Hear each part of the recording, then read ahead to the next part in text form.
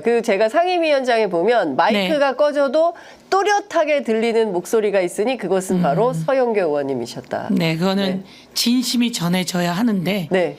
다 끝났을 때 네. 온 힘을 기울여서 이야기하기 때문에 예. 전달이 되는 겁니다. 근데 그 뜨거운 그 말씀 때문에 네. 시청률은 높아집니다. 네. 아니 과거에 메르스 때가 있었어요. 메르스 박근혜, 있었죠. 박근혜 정권 때인데 네. 황교안이 국무총리였고요. 네. 황교안 불러다가 대정부 질문하는 거예요. 그런데 메르스에 대해서 아무것도 모르는 거예요. 대책도 없고. 황교안 총리가. 예. 그래서 제가 아니 도대체 이 정부는 총리에게 뭘 보고 하냐, 국민은 다 쓰러져 가는데. 네. 이제 그런 얘기를 하면서 마지막 이제 딱 클로징 멘트를 하는데 네. 시간이 요만큼 남았더라고요. 그래서 이제 그걸로 딱 끝내려고 했는데 저희 지역 주민이 쫙 와 계신 거예요. 예. 그래서 이제 몇 마디 더 했는데 마이크가 그대로 들리더라고요. 그래서 시간 보니까 꺼졌는데 위에서 다 들리시고 네. 저도 네. 다 이야기하고 예. 그때 대정부 질문이 그 당시에는 이제 박근혜 때니까 뭐 100만 조 이런 거 별로 맞아요. 없었는데요. 예, 그 시절만 하더라도 예. 유튜브가 무슨 언론이야, 유튜브는 언론이 아니야 이러던 시절에 예. 제가 유튜브를 했습니다. 그때 100만 조회가 와. 넘게 나와서요. 야. 한 대정부 질문 끝나고 10일 정도 지났는데 예. 갑자기 문자가 오더라고요. 예. 실검 1위라고. 와. 그러니까 대정부 질문하고 예. 그게 차곡차곡 쌓여서 어느 날 실시 검색어 1위 이야. 서영교, 예. 사이다 아줌마 서영교 이렇게 올라왔더라고요. 아줌마는 조금. 사이다 아줌마라 그러니까 제가 보기에는 예. 조회수가 더 있었던 것 같고요. 예. 그거 이후로 예. 박근혜 정권으로부터 탄압 엄청 받았습니다. 100만이 낳은 배단은 네. 탄압으로 돌아왔다. 예. 그래도 잘 이겨냈습니다, 전부 다. 예. 그럼요. 아유, 그럼 사선 의원까지 이렇게 오신다는 네. 게 예, 정말 사이다 정신이 아니면 어렵습니다. 네. 의원님 저희 스튜디오에는 오늘 처음 오셨어요. 처음 왔습니다. 예, 그동안 최고위원회의 때문에 네. 편의점 오실 수가 없었어요. 네. 계속 바쁘시고. 네. 근데 이제 최고위원 끝나니까 네. 예, 이제 지도부에서 끝나도 바빠요. 바빠요. 예. 제가 법사위원이기 때문에 맞습니다. 법사위원이기도 하고 또 여가위원이기도 하고요. 네. 예. 그러니까요. 예. 어제 성과를 보셨듯이 예. 저의 법안이 구하라 소중한 법안이 2개나 어제 통과됐고 이야, 그러니까 네. 찬차하겠습니다. 네. 여하튼 저희 바빠요. 네. 바쁜데 오라 그러셔서 열심히 왔어요. 보고 싶었습니다. 그리고 네. 진짜로 오고 싶었습니다. 아니, 진짜 장윤선 네. 우리 기자님 너무 좋아하고요. 잘합니다. 국민을 위해서 대한민국을 위해서 애써주는 모습에 정말 존경합니다. 네. 그래서 오고 싶었습니다. 그러니까요. 아니 네. 저도 존경합니다, 의원님. 네. 예, 의원님 같은 분들이 계시니까 그래도 이 나라 민주주의가 네. 지금은 약간 그 후퇴하는 것처럼 보이지만 그래도 전진할 수 있는 힘을 사이다로 만들고 있다. 파이팅! 예, 100만 서영교 네. 본격적으로 얘기를 시작하겠습니다. 앞서 말씀 주신 대로 어제 본회의에서 저도 어제 본회의에서 그 본회의장 앞에 로텐더홀에서 네. 라이브를 생방송을 했습니다만 아, 그러셨군요. 예. 구하라법이 2019년 네, 그렇습니다. 6년 만에 네. 통과가 된 것입니다. 네. 굉장히 많은 자료를 가지고 오셨는데 네, 네. 어떻게 이 법을 이렇게 준비해서 6년 만에 통과가 되게 된 겁니까? 우선 사실은 이제 이분이 구하라 양이고요. 네. 구하라만 있지 않습니다. 여기는 구하라 그리고 네. 여기는 소방관 구하라 강한 어립니다. 강한을. 예. 예. 32년 만에 생모가 나타난 경우고요. 구하라는 9살 때 생모가 떠나가고 구하라가 세상을 떠난 뒤에 나타난 경우고요.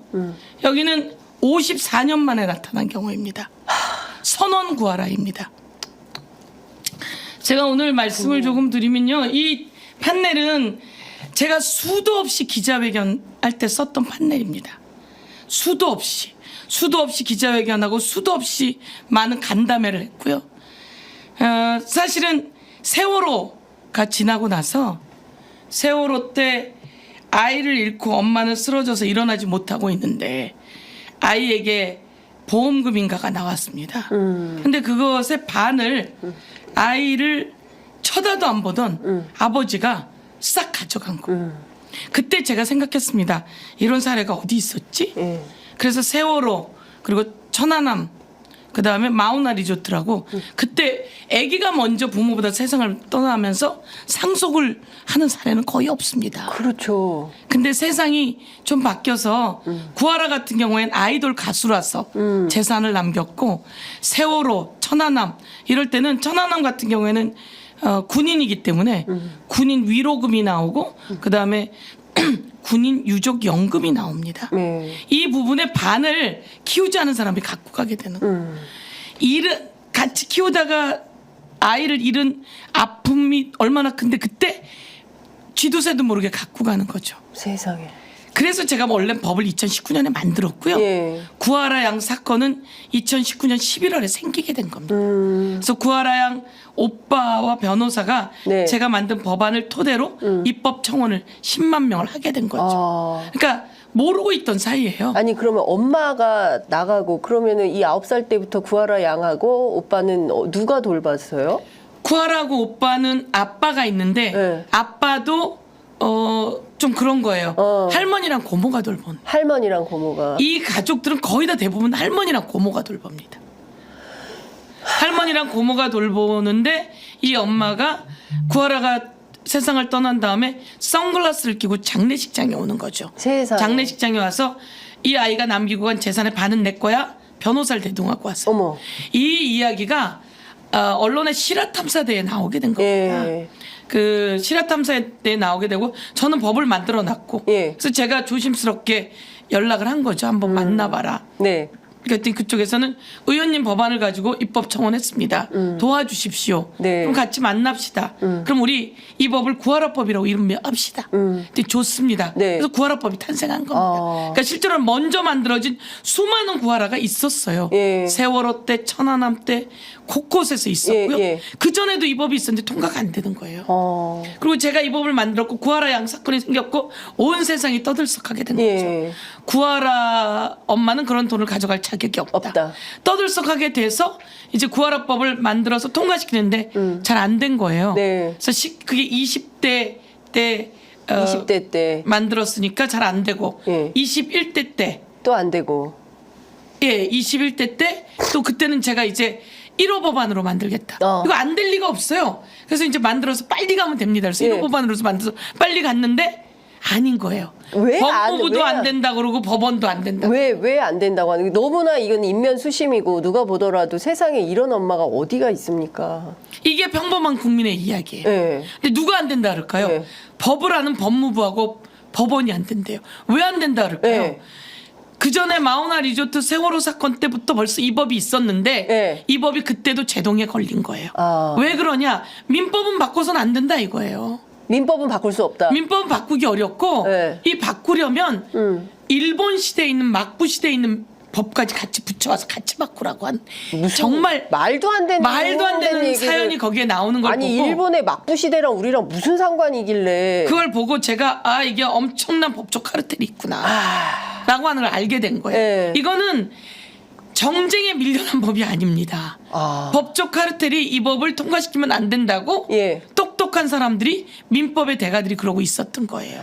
가족법의 대가들은 이 법을 통과시켜서 이런 일이 있어서는 안 된다고 하고 두 개가 붙고 있었더라고요. 민법과 법무부는 이것을 통과시키기 위해서 TF를 만들고 예. 하고 있는데 그 TF의 수장에 예. 이 법은 통과시키면 안 된다라고 하는 사람들이 앉아 있는 거예요. 세상에. 그 얘기를 제가 왜 이 법이 안 될까라고 하는 온갖 일을 거치면서 제가 최고위원도 하고 정말 예. 바쁘지 않습니까? 예. 근데 이 법을 제가 만들기 위해서 온갖 작업을 다 한 거예요. 그래서 그때 가족법 관계자분이 그 TF에 있으면서 그때 그 사연을 다 저에게 이야기해 준 거예요. 그럼 이건 이 상태로는 안 되겠구나. 되겠다. 예. 그래서 그 사람들이 짝퉁 구하라법을 또 갖고 온 거죠. 짝퉁 구하라. 예. 그러니까 예를 들면 이런 겁니다. 예. 대한민국의 민법은 일본 시대 법을 많이 베껴왔어요. 네. 그때 호주 제도를 베껴왔어요. 호주제. 우리가 호주 제도 폐지했잖아요. 폐지시키지 않았습니까? 얼마나 그때 호주제 폐지 위해서 호주제 진짜 폐지 위해서 얼마나 많은 운동이 네. 벌어지고 희생이 있으면서 호주제를 폐지했는데 그렇습니다. 그때도 안 가져온 법이 하나 있어요. 네. 그게 일본의 폐제 제도라고 하는 건데. 폐지? 폐제. 그게 뭐? 폐제라고 하는 건데 네. 제가 말씀을 드리면 일본의 막부 시대예요. 예. 막부가 자기 자식이 3명이 있어요. 네. 일본도 마찬가지로 장자에게 많이 상속하고 자식들에게 이렇게 상속하겠죠. 네. 근데 막부는 자식 중에 똘똘한 놈 하나한테 상속을 해요. 다른 애들한테 하지 않고 하나에게 밀어주는 거예요. 몰아주는 거예요. 네. 이런 제도가 일본엔 있어요. 지금도 있어요, 일본. 그렇습니다. 일본에게 그런 제도가 있고요. 예. 일본에게 다른 제도들도 들어있죠. 예. 근데 그 일본에 그때도 안 갖고 온 그 제도를 가지고 오는 거예요. 그러면서 여기서 중요한 건 구하라라고 하는 친구, 아이들이 세상을 떠나면 아이를 양육하지 않은 부모는 아이가 남긴 재산을 가져갈 수 없다가 이 법인데 네. 이 법을 제가 통과시키려고 백방으로 뛰고 있으니까 이 법은 통과시키면 안 되겠거든요. 그러니까 여기다 하나를 더 붙여갖고 법무부가 안을 가지고 옵니다. 네. 그때 가지고 온 법무부의 안이 뭐냐면 네. 부모가 네. 자식을 네. 자식이 있으면 자식 중에 내 자식은 나를 제대로 안 돌봤으니까 그 자식엔 상속하지 마라고 하는 법을 만들어 가지고 옵니다. 네. 이 내용이 일본의 막부 시대랑 비슷한 거 내용인데요. 네. 부모는 자식을 낳았으면 상속해야 합니다.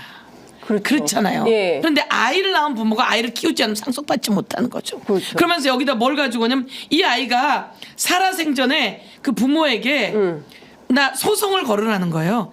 나 저 엄마가 나 안 키웠으니까 나 저 엄마한테 내 재산 안 줄 거야라고 소송을 걸고 말도 안 되는 유언을 하라는 거예요. 그 내용이 법무가 만든 안에 가지고 온 거예요. 그 짝퉁 구하라법에 그 그렇습니다. 내용이 포함이 되어 있다는. 그러니까 막부 시대의 아버지가 유언이나 아니면 뭐 저기 소송을 걸어서 내 새끼 한 명한테만 몰아주려고 하는 그 제도를 만들려니까 여기다 이걸 가지고 온 거죠. 네. 그래서 아기가 살아생전에 저 엄마에게 상속하지 못하겠다고 소송을 걸거나 유언을 하라는 겁니다. 그러니까 말도 안 되는 짝퉁 구하라법을 갖고 와서 예. 저랑 4년 넘게 실갱이를 한 거예요. 세상에. 그러면 이 법은 누가 보더라도 그냥. 그런데 예. 거기서 그 법을 다 털어내고 예. 이번에 이렇게 똑바로 된 예, 구하라법을 법안을 통과시킨 거다. 거죠. 그런데 저는 의원님을 통해서 우리 법원과 법무부가 여전히 일본 막부 시대에 있는 법을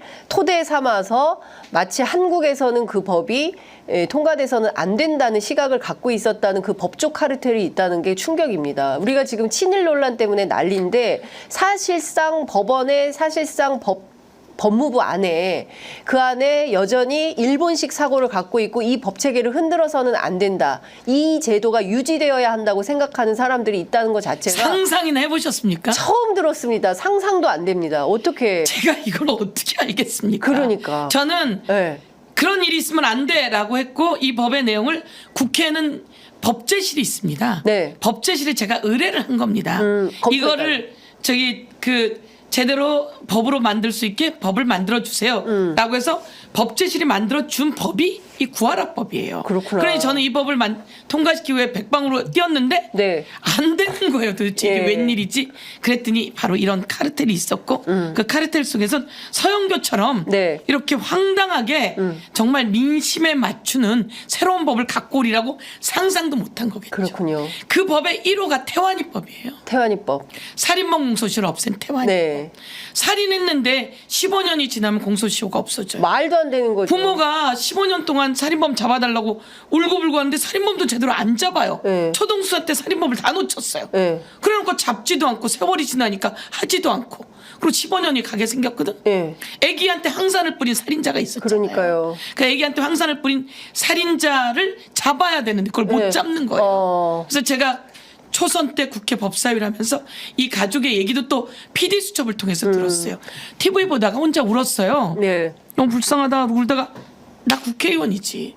이건 내가 도와줘야지. 네. 그래서 그분들을 찾게 됐고 법사위에서 그분들을 돕는 게 그 재정 신청이라고 하는 건데 네. 계속했어요. 안 되는 거예요. 안 돼서 그럼 좋다. 내가 법으로 만들지. 네. 그래서 그 어머님하고 그 어머님 돕는 분들이랑 그때도 청원이 4만 명이 넘게 들어왔어요. 네. 그렇게 해서 법을 만들었는데 신기하게 이게 통과가 안 되는 거예요. 네. 해외사를 다 보니까 일본은 10년 전에 통과됐고 다른 나라엔 다 통과됐는데. 살인범 공소시효가 없어요. 없어. 근데 우리나라에서 안 되는 15년. 거예요. 네. 왜? 법조인들이 이렇게 얘기하는 거예요. 법적 안정성이 중요한데 의원님이 그런 걸 잘 모르는 것 같습니다. 어머나. 의원님 이건 포퓰리즘인 것 같습니다. 어떻게 15년이 되면 살인범 공소시효가 없어지는 줄 알고 기다린 사람도 있는데 어떻게 그걸 없앴죠? 정말 망발입니다. 세상에. 그런 사이에 그 태완이는 살인범 공소시효 때문에 그 범인을 잡지 못하게 됐어요. 그러자 언론이 들고 일어난 거죠. 도대체 속기록에 뭐가 있나 예. 봤더니 국회의원들과 법조인들이 엄청난 황당한 말을 쏟아낸 거죠. 그래서 문제 제기가 되면서 빨리 그다음엔 통과시키자 그래서 만장일치로 통과됐는데 이것도 마찬가지입니다. 네. 이거는 말이 어려워요. 그러니까 아니 근데 그 다 떠나서 이런 것 같습니다. 제가 의원님 말씀 쭉 듣다 보니까 네. 언론과 정치가 맞습니다. 같이 세상을 바꿔야 된다. 언론이 도와줘서 바뀌어진 거예요. 언론이 정신이 살아있고 언론이 제대로 된 보도를 할 때 정치가 법으로 입법으로 활동하면서 세상을 바꿔나갈 수가 있다. 동업자 관계네요. 네. 아니, 그래서 된 거고요. 이게 짬짬이하자는 게 아니라 같이 세상을 바꾸면서 언론에서 이렇게 적극적으로 보도를 하고 세상에 알리고 그리고 거기에서 제도적 개혁이나 입법이 필요한 건 정치인들이 적극적으로 활동을 해서 법을 만들고 이렇게 해서 세상이 조금 더 나아지는 방향으로 가야지 지금처럼 무슨 법만 하면 그냥 다 거부권을 6년 걸렸고요. 네. 아, 그러니까 6년 걸렸고 지금도 네. 짬짬이 이 부분에서 태클이 들어옵니다. 그리고 이상한 법을 만들려고 들어오고 있어요. 제가 그래서 법사위로 온 이유가 네. 부활합법을 통과시키고 나쁜 법을 만들어서 대한민국의 가정을 파괴하는 일이 없도록 하기 위해서 온 거고요. 네. 그 잘못된 법조인들의 잘못된 생각을 깨주기 위해서 온 겁니다. 네. 그런데 이번 국회 법사위에서 저희랑 그렇게 부딪히던 그 국민의힘의 몇 의원들도 네. 이거는 서영교 의원님 말씀 맞습니다. 이대로 통과시켜야 합니다. 예. 라고 하는 어떻게 그분들의 설득을 법조인들일 거 아닙니까? 그렇죠. 예. 이게 언론이 많이 왔고요. 네. 그리고 또 국민의힘이 구하라법을 1호 법안으로 통과시키겠다고 또 저기 올리게 된 겁니다. 그래서 국민의힘에서? 네, 그러니까 예. 우리도 당론으로 하고 예. 제가 열심히 해왔는데 그때 아까 말씀드렸던 황당한 폐쇄제도라고 네. 하는 걸 가지고 온 그 법무부의 내용을 가지고 왔던 그 사람들이 이것을 제가 다 쳐냈는데 네. 예, 그래도 아까우니까 부활합법에 네. 대한 애정을 갖고 있어서 다행이었던 것 같고 정말 다행입니다. 네. 어제 제가 또 정말 그 관심 있게 본 게 네. 간호법입니다. 예. 대통령이 자기가 필요 없다고 거부권 행사했던 법안을 당장 이 의료 대란 속에서 의사들이 저렇게 버티면 간호사라도 의료 현장을 지키도록 해야겠다 해서 피의 간호사들을 제도적으로 보장하는 방식으로의 처음엔 또 사법으로 해달라고 그랬다는 거잖아요. 근데 어쨌든 간호법이 통과가 됐는데 현장에 계시던 간호사분들께서 엄청나게 우시더라고요. 제가 그거 보면 정말 뭉클했는데 의원님도 보셨죠? 간호법 통과 어떻게 보십니까?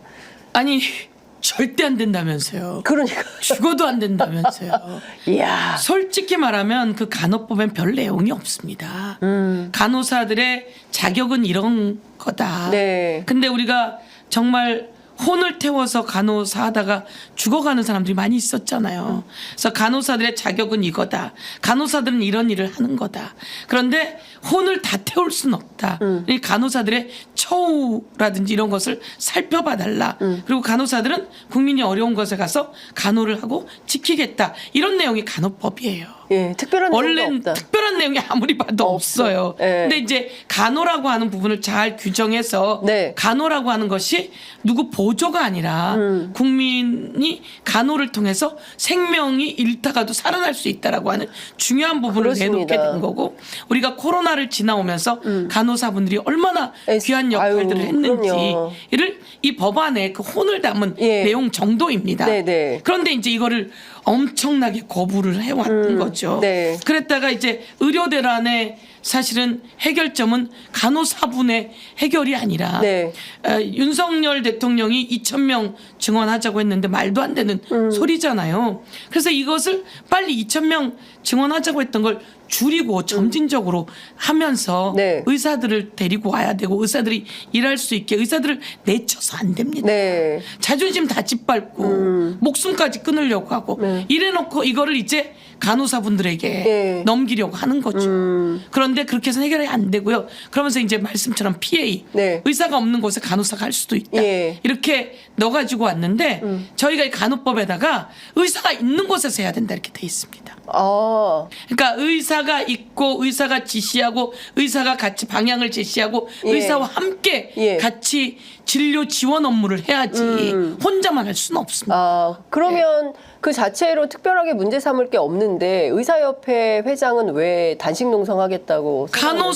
간호법 자체를 반대하지 간호법 않았습니다. 자체가 있어서는 안 된다. 네, 그리고 의사들을 문제를 의사들하고 사실은 해결해야 되는 게 난 맞다고 생각합니다. 네, 저는. 예. 근데 이거를 이제 다른 형태로 해결하려고 했으나 네. 간호사가 의사 업무를 다 대신할 수는 없습니다. 네, 네. 그럼 문제가 생깁니다. 그렇죠, 예. 그래서 의사가 있고 의사와 함께 의사가 해야 될 일들을 범위와 그다음에 한계 네. 이런 것들을 대통령령으로 정하고 이 진료를 지원할 경우에는 네. 그 부분 기준과 범위 네. 이런 것을 복지부령으로 정하고 해서 예, 예. 구체적으로 네. 해놨습니다. 그렇군요. 네. 어쨌든 어제 전세사기 특별법도 그렇고 간호법도 그렇고 대통령이 다 거부했던 법이잖아요. 아주 웃기는 사람이에요. ABC도 없는 사람이에요. 대통령이 그따위로 하니까 대한민국이 얼마나 힘듭니까?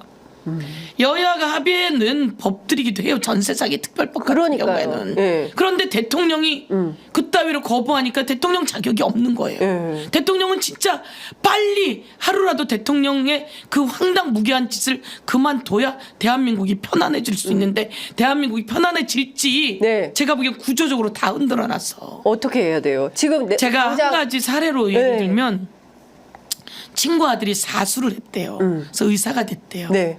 그래서 의사가 됐는데 이제 인턴 월급도 요만큼이고 온 진짜 혼을 다 태워서 일을 하고 있으나 정말 의사가 되고 싶어서 의사가 됐는데 사실은 잘나고 싶기도 했던 거죠. 네. 그런데 와서 느낀 것은 환자가 나를 기다리고 있고 내가 그 환자를 돌봐드리고 네. 그래서 잠을 줄여도 네. 행복했다.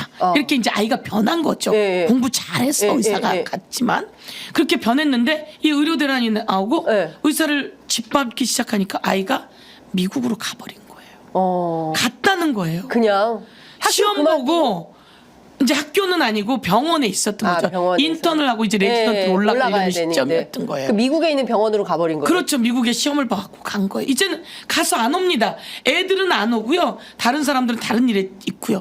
빨리 의사들을 제자리로 오시게 하고 예. 점진적으로 늘려나가고 예. 이렇게 하면서 이 문제를 해결해야 되는데 지금 보면 의사들만 그런 게 아닙니다. 정부가 갑자기 R&D 예산 갑자기 느닷없이 줄여버려가지고 연구자들이 또 다 떠나버렸지 않습니까? 그렇습니다. 그런 다음에 이제 또 사후약방문격으로 올해부터는 다시 또 R&D 예산 늘린다고 하니 초과상관 다 태우고 나서 이제 와서 무슨 일을 하겠다는 거냐라는 비판이 나오는데 우리도 의사들- 대통령 뽑아놓고 이제 와서 대통령 안 된다고 하는 겁니다. 그래야 됩니다, 우리 이제. 아니 진짜 말씀처럼 R&D 예산 관련해서 지금 세상이 그 AI 시대로 그러니까요. 혁명처럼 바뀌고 있는 거 아닙니까? 네. 이때 많은 주요 인자들이 다 나가버리는 거예요. 그러면 어떡하냐는 거죠. 그렇습니다. 예, 지금 기초과학을 준비해놔야 이게 의료로도 가고 첨단으로도 가고 예. 세계 산업으로도 갈 수 있는 거죠.